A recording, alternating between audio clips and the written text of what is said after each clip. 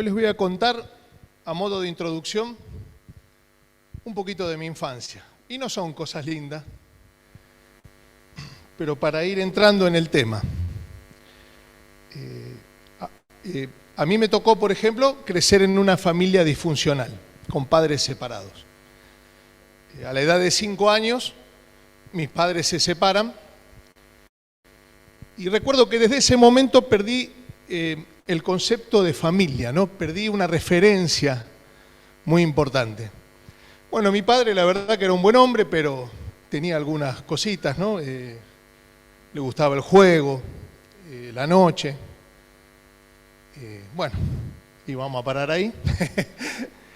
Que eso generaba en mí un rechazo, aunque lo amaba, porque siempre el varón tira para la madre. Nos pasaba eso, uno quería defender a mamá. Y bueno, pero ¿a qué voy con esto? Que fui creciendo carente de un referente, de un guía, ¿no? Por eso hago un paréntesis. Muchas veces hablando con mis hijos les digo, ustedes tienen la bendición, a pesar de que papá se ha equivocado y tuvimos muchos problemas, de que han sido criados en la iglesia, en la casa de Dios, que fueron presentados al Señor de bebé y se están criando en el Señor con hermanos que los ministran, que los cuidan, reciben la palabra de Dios. Bueno, yo eso no lo tenía, lamentablemente, y buscaba esa guía, esa referencia en lugares equivocados. Cuando entro en la edad de la adolescencia, ya era un pequeño monstruito. Mi hermano siguió estudiando, ya se puso a trabajar, pero yo no. Yo era la ovejita negra, como dicen, ¿no? Y me empecé a desviar y buscar referentes en otros lados. Si bien admiraba, respetaba a mi papá, pero no me cerraba, ¿no? Yo creo que cuando uno sufre eso en la infancia, después cuesta mucho armar de nuevo en tu mente el concepto de familia, de referencia, porque mi papá me podía dar 1000 consejos, pero él no los hacía. Y cuando se encontraba con mi mamá, la trataba mal y yo decía, ¿cómo es esto? Algunas cosas lamentablemente las copiás, que después el Señor te las quita, gracias a su misericordia. Pero seguí, y en la adolescencia, bueno, después inicio en la mala vida, en las malas juntas, después la cancha, y seguís buscando y nunca encontrás. Después buscás un referente en un grupo de rock, después buscas un referente, un barra brava. Yo era muy... Y empezás a armarte de gente, de juntas, que lamentablemente te empiezan a guiar por un camino equivocado. Y ya esto de lo que es familia, cuando uno lo perdió, lo otro comienza a tomar fuerza, lo malo. Porque para un adolescente lo malo es lo más fácil. Y en la falta de límite me iba para lo malo, lógicamente. Recuerdo que a la edad de 14 años, mi abuelo me habla del Señor. José, que Betina, la pastora Betty lo nombró el otro día, me habla del Señor y yo conocía la vida anterior de mi abuelo y tampoco lo respetaba porque en casa de herrero, cuchillo de palo, dice, ¿no? Yo le decía, vos me venís a hablar a mí, sí, pero yo cambié. Y también me llevó a Cristo para todo, una iglesia en Adrogué, una cena, yo tenía 14 años, no le di bolilla a nadie, lo hice quedar muy mal. Y seguí por ese camino. Y luego, cuando ya cumplo la edad de 20 años, bueno, termino internado en un centro de rehabilitación secular, pero había un sentir en mí. Me acuerdo que había una virgencita, yo no entendía nada, y yo iba y me persignaba y le pedía, daba las gracias en la comida. Algo empezaba a despertarse, y me seguían hablando del Señor, y no escuchaba. Hasta que veo 2 testimonios, que eso me impactó. Uno era el Oreja Méndola, el pastor Oscar lo tiene que conocer, José Dania Méndola, que resulta que después conozco a mi esposa, iba a la iglesia Río de Vida con ella. Y el otro era Juan Carlos Kinderneck, que yo los conocía. Y ya en la desesperación, cuando empecé a ver que ellos habían cambiado, digo, algo hay, algo tiene que haber. Y me iba acá a la plaza con los muchachos, y entraba mi abuelo y yo lo cargaba, gloria a Dios, aleluya, abuelo, le decía, mi abuelo me hacía así, no me daba bolilla, hasta que un día no pude más, y le digo, abuelo, no puedo más, quiero ir a la iglesia. Me acuerdo que estaba mi tía Marisa, trabajaba con mi mamá, y mi tía no estaba en el Señor, pero claro, de verme así, le digo, tía, voy a ir a la iglesia. Sí, anda ahora, no está abierta ahora, ¿querés que te acompañe? No sabían ya qué hacer. Cuando empiezo a venir a este lugar, me llama la atención el amor, ¿no? Hombres saludándome, abrazándome, bienvenido. Mujeres saludándome, chicos, veía familias felices. Me empiezan a invitar a sus hogares, entre ellos los Alday, y empiezo a mirar familias de Dios y digo, la pucha, existe, ¿no? Existe esto, yo no sabía. Y empiezo a encontrar una referencia para mi vida, una guía que estaba totalmente descontrolada y descarriada para cualquier lado. Como dice la Escritura, realmente andaba perdido como oveja sin pastor. San Juan 10, del 1 al 15.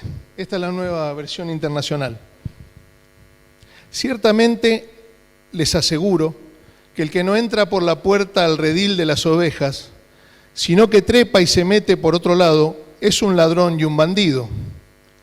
El que entra por la puerta es el pastor de las ovejas.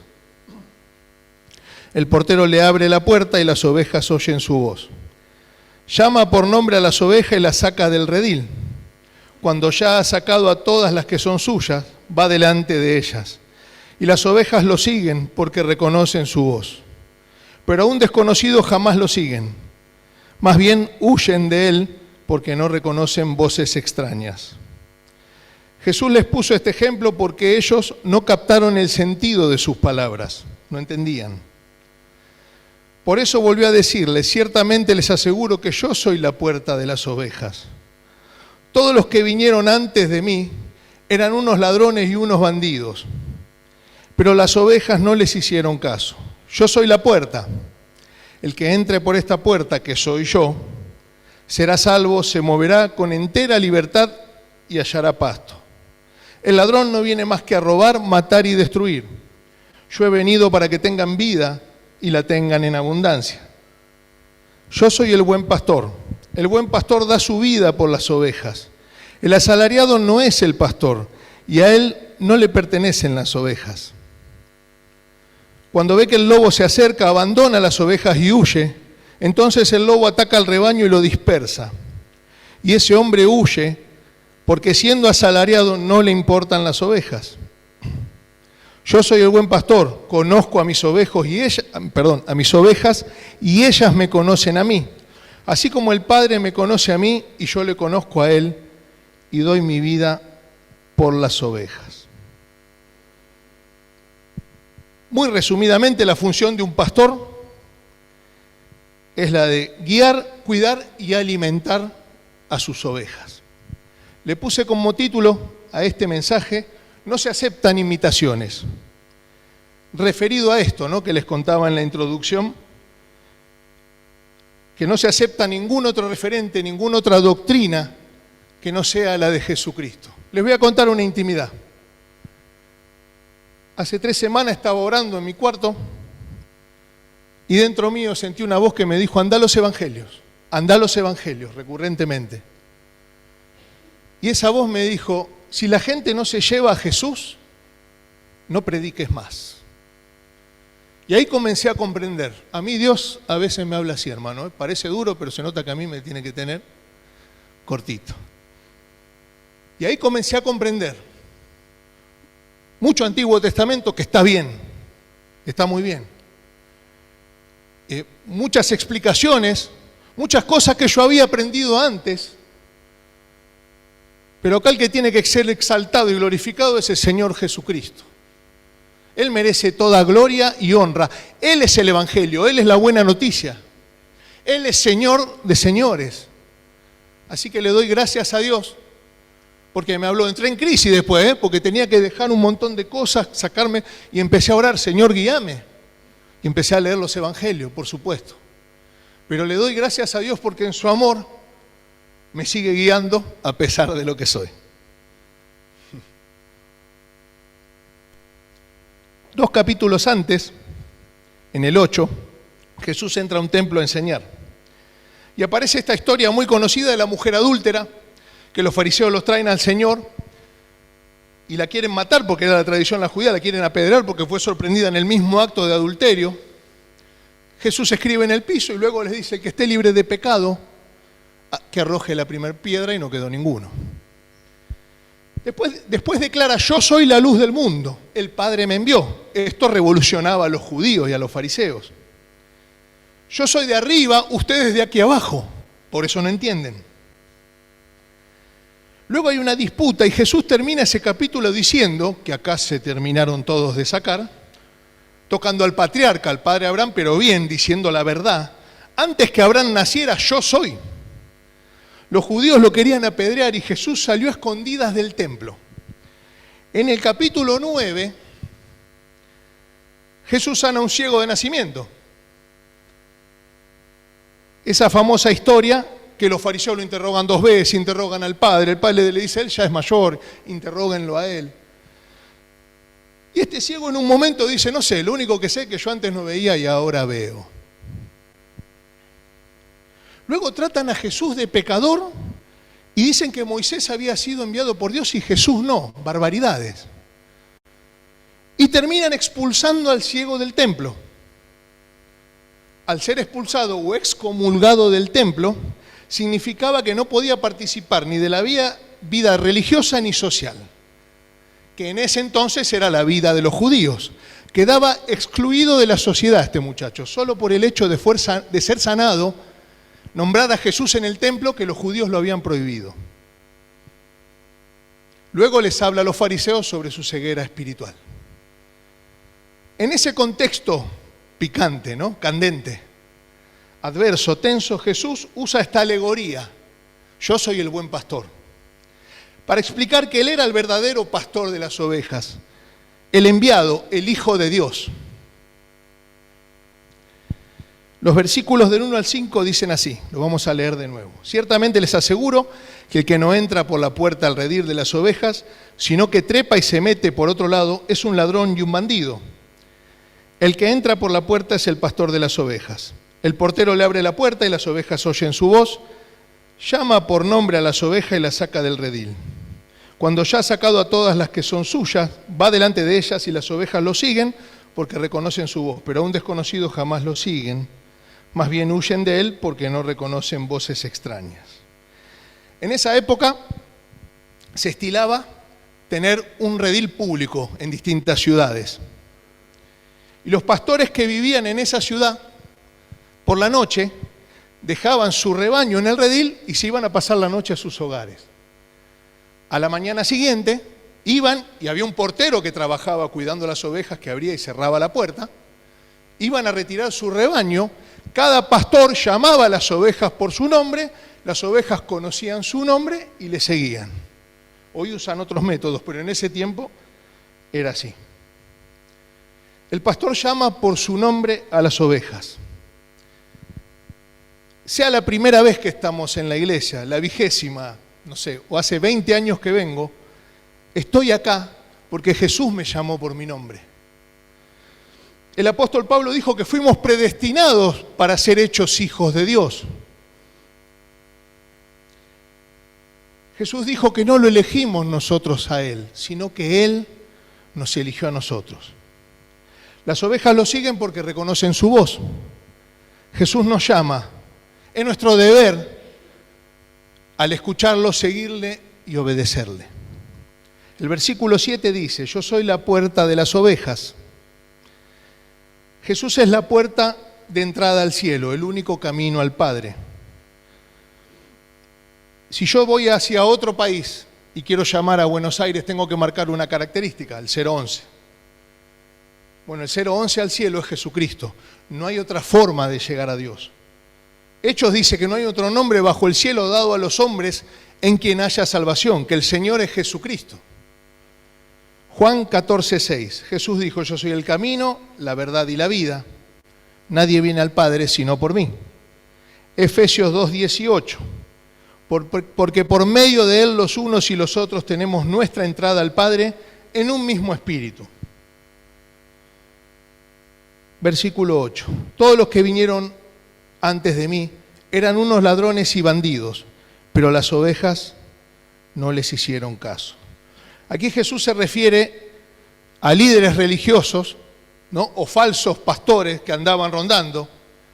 Por ejemplo, Jeremías 53:6 dice: ovejas perdidas fueron mi pueblo, sus pastores las hicieron errar, por los montes las descarriaron, anduvieron de monte en collado y se olvidaron de sus rediles. Ezequiel 34:2: hijo de hombre, profetiza contra los pastores de Israel, profetiza y di a los pastores, así ha dicho Jehová el Señor. Hay de los pastores de Israel que se apacientan a sí mismos, ¿no apacientan los pastores a su rebaño? Eran líderes religiosos que no vivían lo que predicaban, que tenían ganancias deshonestas. ¿No? Jesús claramente dice, el apóstol Pablo, ustedes que dicen que no se debe adulterar, adulteran. Quiere decir esto que ellos decían una cosa y hacían otra, y para el Señor esos son ladrones y salteadores.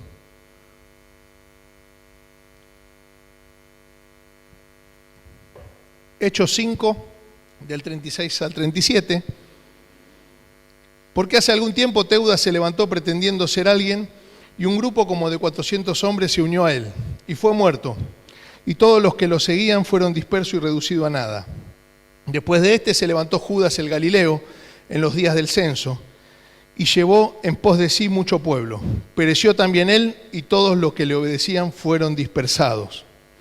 Esto lo dice Gamaliel, en un concilio que habían hecho con los judíos para matar a Pedro y a algunos apóstoles que venían predicando y haciendo milagros y le prohibían hablar del nombre de Jesucristo. A tal punto eran los milagros que la sombra de Pedro sanaban a los enfermos. Esta gente se junta y quieren matarlos, están hablando contra la doctrina que Pedro y los apóstoles predicaban, y este hombre Gamaliel les advierte. Miren que Teudas y Judas terminaron en la nada. Ellos predicaban, los seguía gente, murieron y no quedó nadie. No sea que estén luchando contra Dios, le dice después, no advirtiéndole que tengan temor de Dios. Hace poco encontré un amigo que es cristiano, lo conozco hace muchos años, estaba yendo a una iglesia bastante lejos. Cuenta que su pastor se fue a Miami y no viene más a las iglesias, quiere manejar todo por pantalla, manejar todo de allá. Claro, los líderes de la iglesia lo necesitan, querían congregarse y comienzan a irse. Los empezó a tratar de traidores, mirá lo que son ustedes, les dice de todo. La verdad que es lamentable. Había 2 décadas atrás, yo recién comenzaba a caminar con el Señor, había un programa cristiano en la tele a medianoche, que yo lo miraba. Ese es el peligro que nos advierte siempre nuestros pastores, de no escuchar, no mirar cualquier cosa. Porque yo los escuchaba y vos en ese momento, no porque ahora lo sea, pero era más inexperto que ahora, me tragaba cualquier cosa. Me acuerdo que el pastor Rubén hasta me decía, ojo, hasta cuando mirás una película, llévala a la Biblia. Porque a veces para inventar trama y cosas, mandan fruta, diríamos en el barrio. Y lindo era la prédica, yo la escuchaba y en un momento dice, bueno, vamos a repartir sobres con un salmo, les vamos a enviar por correo, escriban. Salmo 123 tenés que poner 123 pesos, Salmo 90 tenés que poner 90 pesos, en ese tiempo era plata. Y digo, ¿qué es esto? La vaca se alimenta de la hierba alta. Por el contrario, la oveja no. Elige pastitos bajos y come de las raíces. La oveja debe seleccionar lo que come, lo que escucha, lo que ve, lo que habla, con quién se junta. La oveja no es igual que la vaca. La vaca vos le das pasto y lo que venga come, esté seco, esté verde, la vaca come. Yo lo he visto en el campo. Ahora la oveja no, selecciona. ¿Quién me pastorea? ¿A qué le doy lugar? ¿De qué me alimento? ¿Qué miro? ¿Qué escucho? ¿Quién me guía? ¿Cómo estoy viviendo? Ahora voy a tocar un tema que me tocó vivir. Este relato está basado en hechos reales, como dicen las películas. Un día vamos con mi hija, que empezaba primer año, a un colegio católico, a anotarla. Y yo también, viste, todo el día con el celular. Todo el día con el celular. Siendo cristiano, trabajaba en el centro de rehabilitación. En un momento me encontraba el director y yo, en vez de estar hablando del trabajo, cada uno con su celular. Hasta ahí no me daba cuenta. Viajaba en subte, en tren, todo con celular. Y ni hablar de las madres que le pegaban a los chicos, porque lo molestaban cuando estaban navegando. ¿Cómo la van a molestar? La directora de esta escuela viene a la reunión todos con el celular.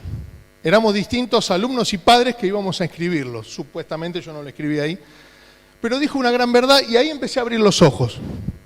En la era de la comunicación es cuando menos comunicados estamos. ¿Podrían apagar todos los dispositivos, por favor? Me quedé. Un día iba con Romy. Digo, che, qué distinto, cómo cambió todo. Estábamos hablando que si antes era más bravo o ahora por la calle, la delincuencia, lo que hablamos a veces cotidianamente. Y le digo, no hay tanta juventud en la calle, gracias a Dios, decía yo, como antes. Claro, después me cayó la ficha, están todos encerrados con el celular. Antes nos pastoreaba la calle, ahora los pastorea el celular, la internet. Hace varios años, ya en China, existían centros de internación por chicos con ataque de nervio y se ponían violentos cuando les sacaban el jueguito. Hablo de algo desmedido, ¿no? Algunos estaban días jugando y hasta producían problemas mentales. Lo vi en un programa. Me puse a leer un informe de UNICEF y dice que la dependencia a los dispositivos electrónicos puede derivar en una adicción.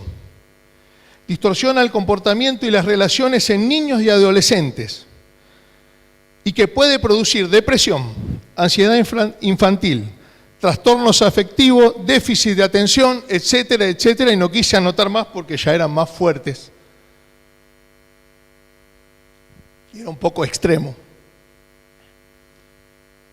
Pero esta es la realidad con la que luchamos todos, grandes y chicos. No quiero ser retro en esto, yo me hice socio de la biblioteca de Almirante Brown de Adrogué, porque hay algunos libros cristianos, algunas biografías, libros buenos.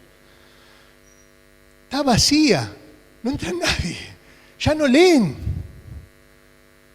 Y miraba y los pocos que entran tienen de 35 años para arriba, entre ellos yo. Bueno, una década más, 46. Después están los youtubers, ¿no? Lamentablemente guían gente esos muchachos, fomentando el poco esfuerzo, se burlan del evangelio. Yo estuve mirando a un par una vez que miraba con mis chicos cuando era más chiquito, se lo apagué.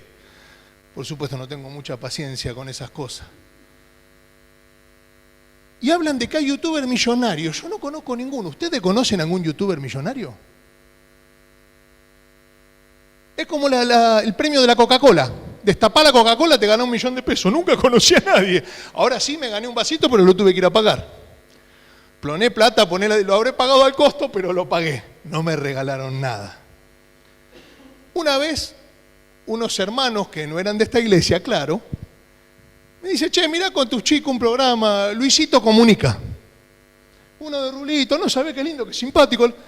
Me lo pongo a mirar con Davor. Va a una tribu fumando marihuana. No, que esto está chévere, la costumbre. Y yo lo veo fumando y sabía fumar, lamentablemente lo digo con conocimiento de causa. Y mi nene me dice, no, papá, lo hace porque... No, lo hace porque es adicto. Y nosotros le estamos mirando. Ahí está. Lo que es fuera de nuestro pastor, fuera del Señor, lo que espera aquellos que no conocen, niños, adolescentes, y aún corremos peligro nosotros si no los cuidamos. La internet sin control es uno de los enemigos más fuertes de los últimos tiempos, se los aseguro. ¿Cómo sirve? Para sacar datos, que todos lo hacemos, es muy bueno, para estudiar, hay cursos online, pero si no tenés control con eso, tanto grandes o chicos, estamos en el horno. Muchas veces nosotros estamos tranquilos, porque claro, los chicos al estar conectados no nos molestan y no sabemos con quién están hablando y dónde están navegando. Nuestros propios hijos, nuestro propio hogar, bajo nuestro propio techo. Debemos cuidarnos mucho y cuidar a nuestros hijos. Versículo 9, yo soy la puerta. El que entre por esta puerta, que soy yo, será salvo. se moverá con entera libertad y hallará pasto. Jesús es mi única puerta. Como ya dijimos anteriormente, Jesús es la única puerta de entrada a una vida abundante en libertad y a la vida eterna. El que entrare por esta puerta, que es Jesús, se moverá en libertad y hallará pastos. Salmos 23, del 1 al 3. El Señor es mi pastor, nada me falta. En verdes pastos me hace descansar. Junto a tranquilas aguas me conduce, me infunde nuevas fuerzas. Me guía por senda de justicia, por amor a su nombre. Esto lo decía el salmista David. Y esto es maravilloso. ¿Qué necesitamos en otro lugar? Si acá dice que Él es mi pastor y a mí nada me falta. Miren, hermano, he estado sin trabajo. Llegué al último paquete de arroz, pero nunca me faltó. Es fiel a su promesa. Y David también dijo, joven fui, envejecido, no he visto justo desamparado ni su descendencia que mendigue pan. En verdes pastos me hace descansar. La lleva a la ovejita a comer pastos tiernos, buena comida, buen alimento, y la hace descansar. Me infunde nueva fuerza, nos da fuerzas. Me guía por caminos de justicia, por amor de su nombre. Miren qué bueno es el Señor. Versículo 10. El ladrón no viene más que a robar, matar y destruir. Yo he venido para que tengan vida y la tengan en abundancia. Aquí se refiere al diablo, como ladrón. Vamos a ver qué dice Pedro. Primera de Pedro 5:8. Sed sobrios y velad, porque vuestro adversario el diablo, como león rugiente, anda alrededor buscando a quien devorar.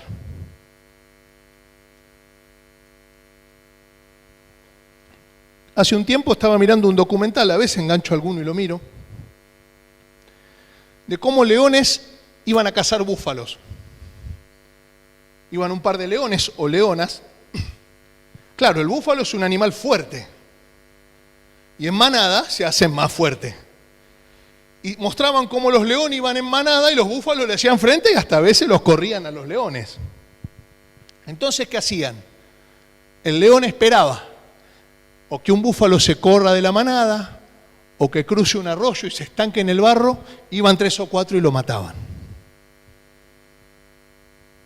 El enemigo nos ataca cuando estamos solos, ya sea en la intimidad o cuando nos apartamos de los hermanos y nos cortamos solos. El manjar más sabroso para el enemigo es el hermano llanero solitario.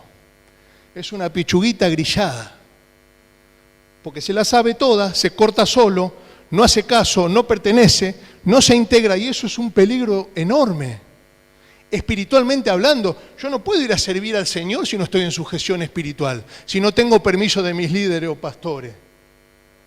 No puedo manejarme solo. Hay principado, potestades, huestes de maldad, ¿y yo quién soy?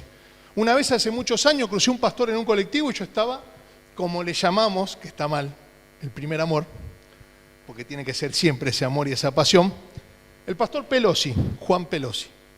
Y yo le decía, che, demonios, han enfermo, ¿y con quién va? No, a veces voy solo con mi mamá. Me dice, hijo, tené cuidado. No estás luchando contra el rojo de Avellaneda. Avisá a tus pastores, pediles permiso, que oren por vos, preguntale. Y ahí entendí.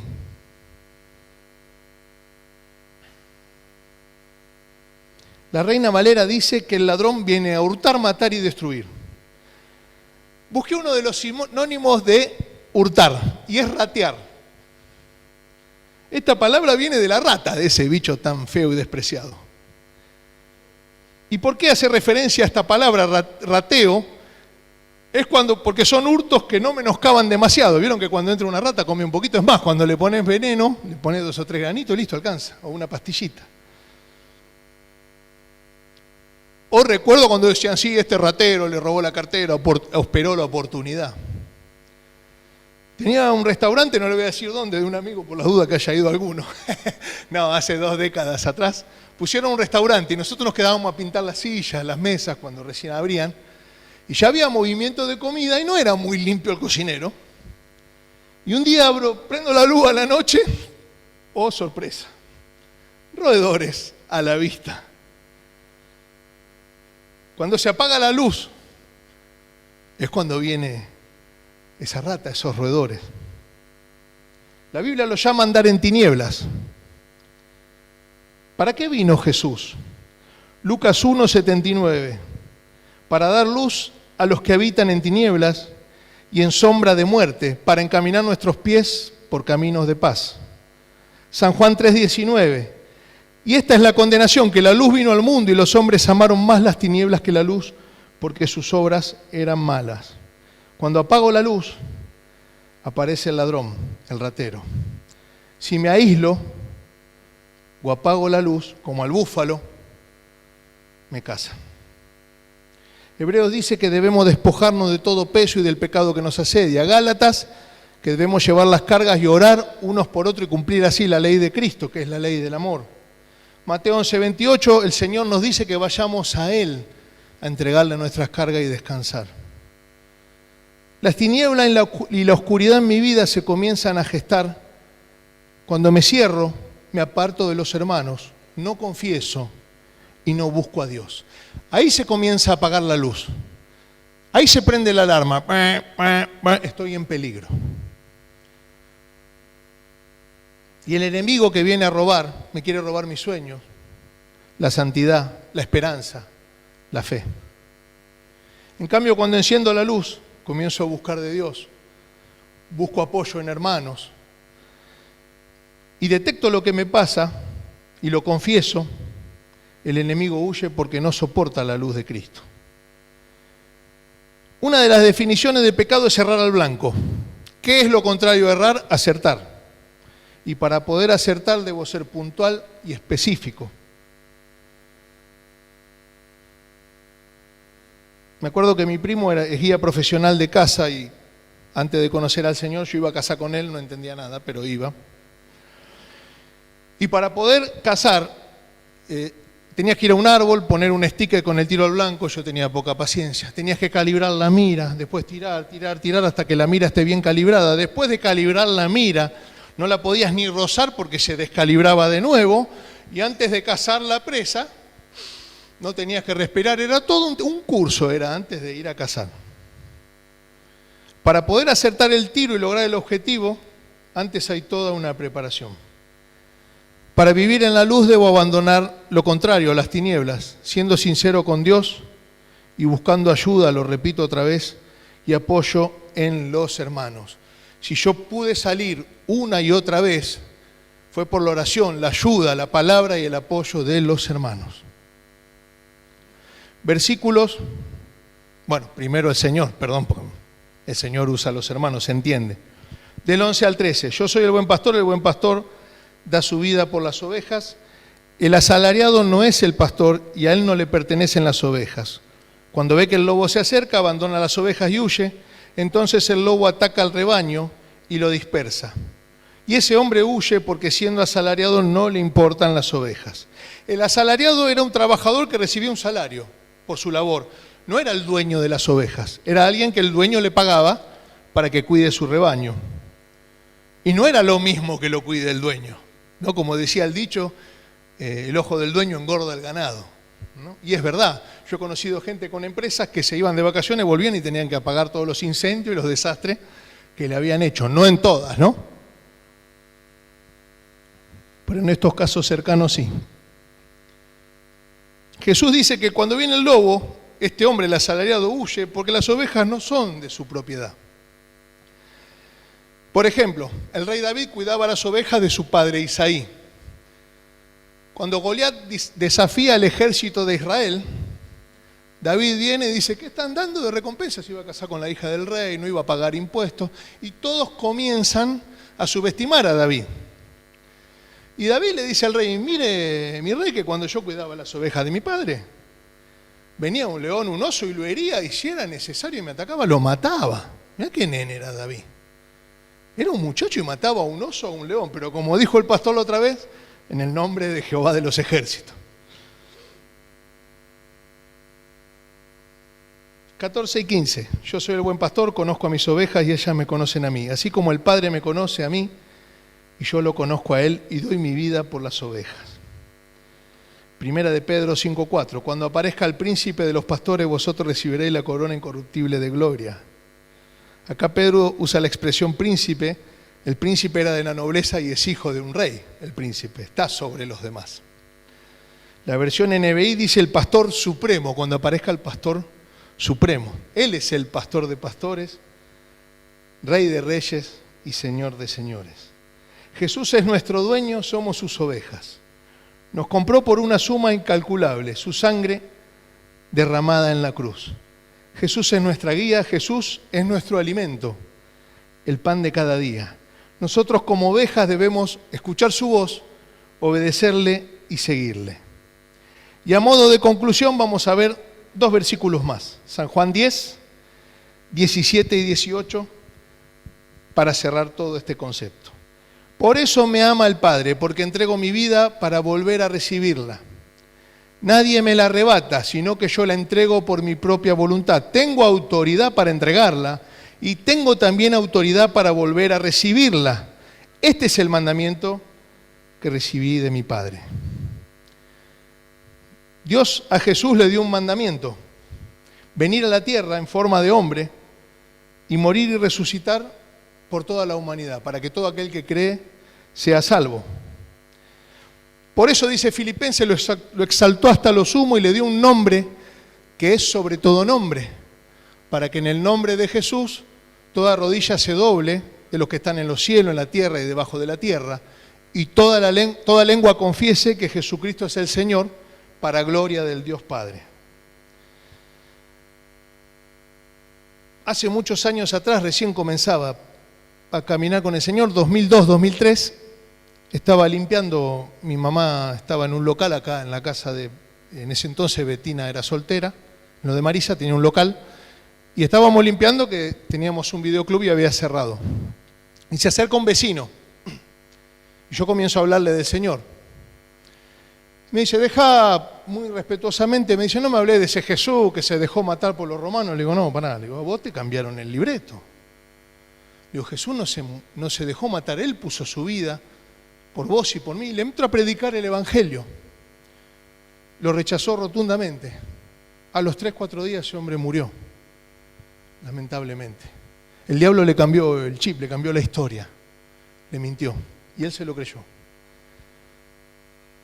Poncio Pilato, los sacerdotes, las multitudes que agitaban que liberen a Barrabás y que crucifiquen a Jesús, los judíos, los romanos que los crucificaron, eran todos actores de reparto que Dios le permitió estar en ese momento, el más importante y trascendental de la historia. O Jesús no podía ser así. Y venían miles de ángeles y se acababa la historia. Pero ese era el propósito de Dios. A esto lo había enviado el Padre. Por eso Él es el buen pastor que da su vida por las ovejas. Dios hecho hombre muriendo en una cruz, para que todo aquel que en Él cree no se pierda, mas tenga vida eterna. Jesucristo fue nuestro sustituto voluntario. Él se ofreció a sí mismo por vos y por mí. Fue el Cordero de Dios, santo, puro, sin mancha, que quita el pecado del mundo. Jesús es el único y verdadero pastor. Él es el buen pastor que nos quiere guiar, alimentar con su palabra y cuidar con sus ángeles. Ese es nuestro Señor. ¿Oramos? Señor, te damos gracias por tu palabra, porque a pesar, Señor, de mi torpeza y mis limitaciones, vos te glorificás y respaldás tu palabra. Señor, enséñanos a caminar de tu mano, a no desviarlos, a andar en la luz, Señor, a desechar las obras de las tinieblas, a comer buenos pastos, Señor, a seleccionar aquello que comemos. Como buenas ovejas debemos obedecerte, escuchar tu voz, Señor, servirte y seguirte. Y así como vos pusiste tu vida voluntariamente por nosotros, nosotros debemos entregar nuestra vida por vos y al servicio tuyo. Te damos gracias, Señor. Te damos gracias por esta hermosa iglesia. Te pedimos que nos bendigas, Dios, y que nos llenes con tu presencia. Que nos libres de todo mal, de toda tentación, Señor. Gracias, Dios. Gracias porque ese acto, Señor, heroico de valentía, realmente Jesucristo es el único superhéroe, Señor, a quien adoramos, bendecimos y exaltamos. y te damos gloria y honra, Señor, en tu nombre, Jesús. Amén y amén.